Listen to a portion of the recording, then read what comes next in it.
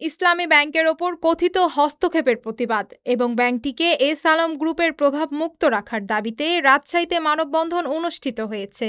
মঙ্গলবার নগরীর আলুপট্টি মোড়ে ইসলামী ব্যাংকের প্রধান ফটকের সামনে এ কর্মসূচির আয়োজন করে ইসলামী ব্যাংক গ্রাহক ফোরাম। মানববন্ধনে বক্তারা বলেন, ইসলামী ব্যাংক দেশের লাখো গ্রাহকের আস্থা ও আমানতের প্রতিষ্ঠান। তাই ব্যাংকের কার্যক্রমে কোনো ধরনের অযাচিত হস্তক্ষেপ মেনে নেওয়া হবে না। তারা ব্যাংকের স্বাধীনতা ও গ্রাহকদের স্বার্থ রক্ষার দাবি জানান। এই ইসলামী ব্যাংকে নতুন একজন চেয়ারম্যান নিয়োগ দেওয়া হয়েছে, যিনি কিনা বিগত সরকারের আমলে সে একজন প্রশ্নবিদ্ধ ডেপুটি গভর্নর ছিলেন আর কি বাংলাদেশ ব্যাংকের, অর্থাৎ খুরশেদ আলম।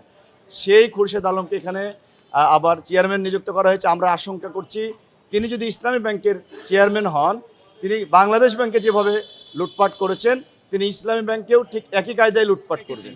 আমরা আশা করি যথা নিয়মে ইসলামী ব্যাংক চলবে এবং সরকার আপনারা কোনোভাবে যাতে এতে হস্তক্ষেপ না হয় এজন্য আপনাদের সকলকে উদাত্ত আহ্বান জানাচ্ছি।